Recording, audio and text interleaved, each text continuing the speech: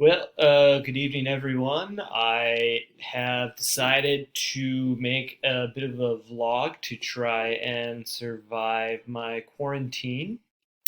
For those of you who don't know, I recently got back to China yesterday, Wednesday, March 25th, I believe, and have been here in our quarantine hotel for about 24 hours now. So, the first day of the quarantine vlog, I just wanted to spend a little time telling you about the road here so far and kind of how we got back to China because last week I wasn't really thinking we would make it this far. So, cheers, here we go.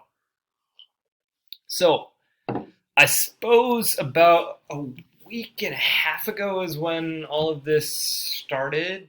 I think it was last week, Monday or Tuesday, when I heard that Malaysia and Singapore had stopped all international flights. And just like that, so the rest of Southeast Asia started to fall like dominoes. Vietnam had already stopped direct flights back to China some time ago.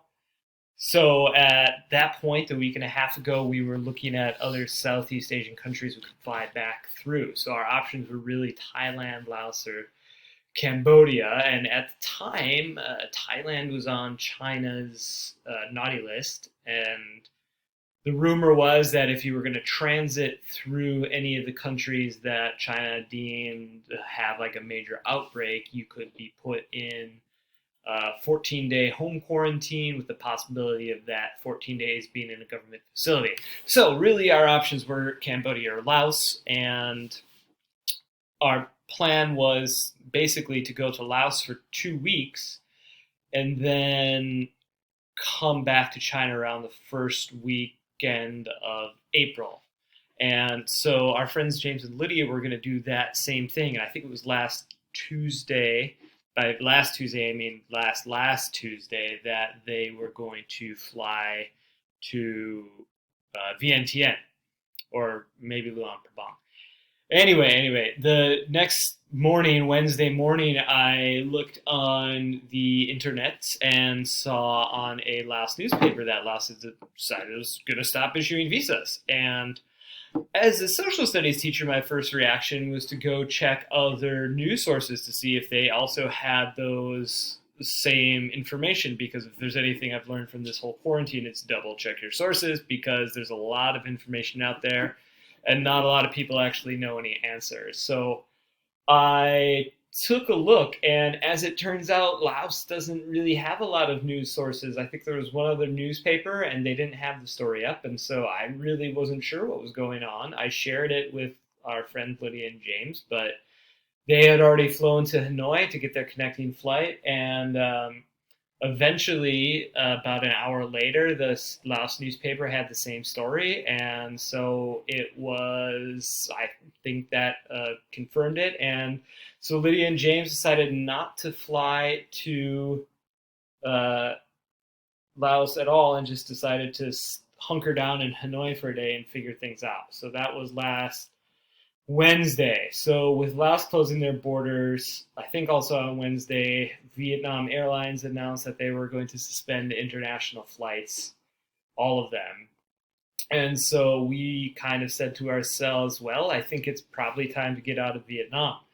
And so about the same time we said that to ourselves, guess what? Everybody else in the world was also saying that to themselves. I guess not everybody in the world, but everybody in Vietnam who wasn't Vietnamese.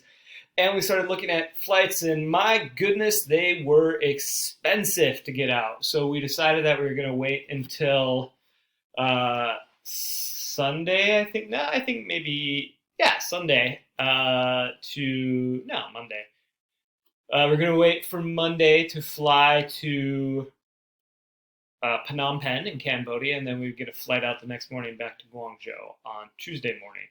However, in order to get there, we needed to go to Ho Chi Minh City first. So we decided we were going to fly to Ho Chi Minh City on Sunday, and then the following morning, Monday, we would get our flight. But guess what happened when we got to Ho Chi Minh City? Um, it was perfectly lovely.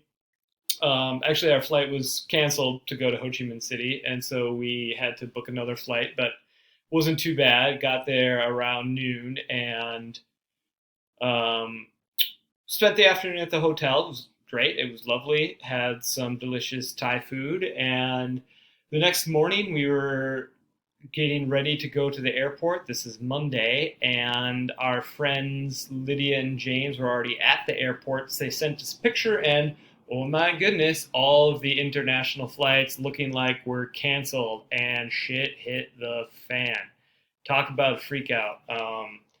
So we were thinking all flights were going to be canceled out of Vietnam. There was one other person from our school flying out of Ho Chi Minh that day. She was on a different airline, and we were all going to swear to God that that flight was going to be canceled, but she made it. And so our options were really to try the same flight that she was on the following day, or we could try to go to Thailand. But the kicker was that Thailand required you now to get a negative coronavirus test in order to go there, which was just about impossible to get unless we went to a like public hospital in Vietnam. And I really thought that maybe that was a good place to get coronavirus, so I decided not to do that. And also, China made the announcement that it didn't matter where you were coming from. Anybody coming in from a foreign country would be on the quarantine naughty list, so it didn't really matter. So we decided that we were going to try fly through Cambodia on Tuesday at I guess our flight was at 2:40. So get to the airport as early as possible. We bought late Monday night. Katrina and I spent the whole day stressfully talking it over. And probably at about 11 o'clock p.m. we bought the flights. We bought one flight to Cambodia and one flight to Guangzhou the next day. Then we got to the airport very early, probably like 11 a.m. for a 2:40 flight, and got ready to check in. And Katrina and I were the first to check in, and apparently there was a problem with my visa. I had misread the fine print, and what I thought was a 30-day visa actually was only a 4-day visa. And so I got to have a nice conversation in a back room with the Vietnamese immigration officer. And I tried to explain, I was confused, and he was explaining me the rules that as soon as I was over, I was supposed to go register with the immigration office and this and that, and it was a big deal, and he said I'd have to wait 12 days, and I'm just like, well, I have a flight today. And so then he asked me, do you want to go today? And I'm just like, yes.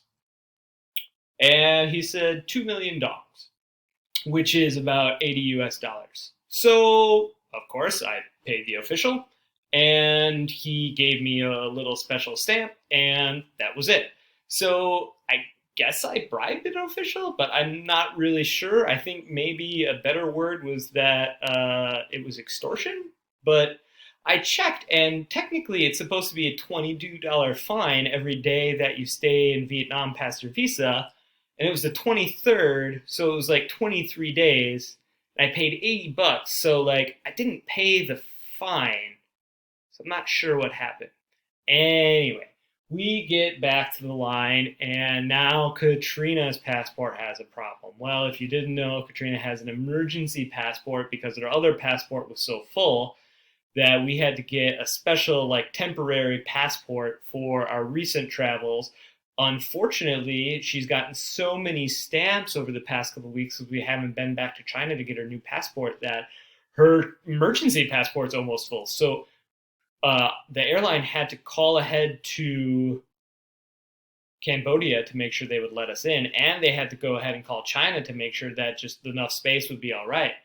And that we probably waited in line for 2 hours. There was less than an hour before our flight was scheduled to fly when they finally checked us in.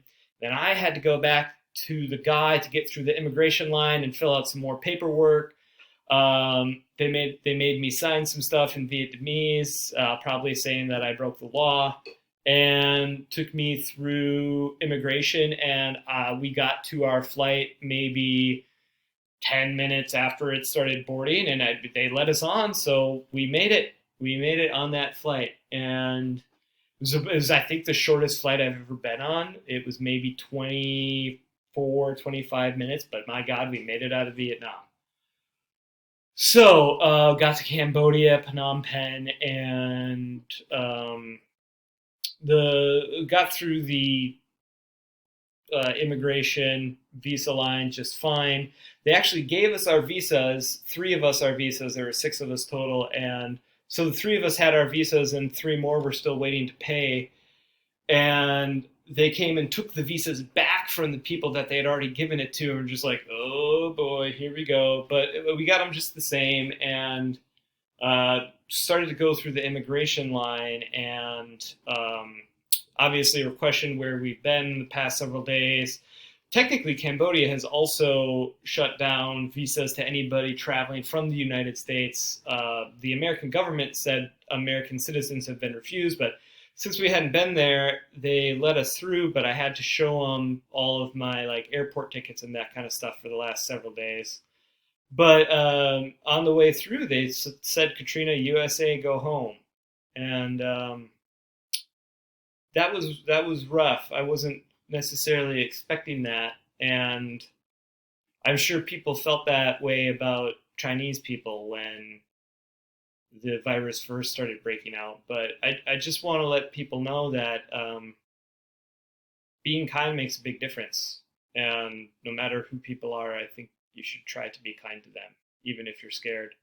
And even later in the day, we our hotel really had nothing in it other than like noodle bowls and beer, and so we tried to go to a grocery store around the corner, and they wouldn't let us come in because we were white, and I could see on the lady's face how scared she was. So people are scared, so try to be nice. Um, the people who were really nice were the people who dealt with us through the process coming back into China, actually. So the next morning, uh, our flight was at 8. We got to the airport about 5:30. Started checking in around 6. Of course, the airport called again to China to make sure Katrina's passport was going to be okay. And finally, we got in, got checked in for our flight, and things seemed fine. I bought some whiskey and some bottled water from duty free for us when we got back to China. And then we landed in China about 11:20 in the morning, and it took us about until 8:30 to get to our quarantine hotel. So that was another experience, and I guess I've been talking for a while, so I'll tell you about that on the next one.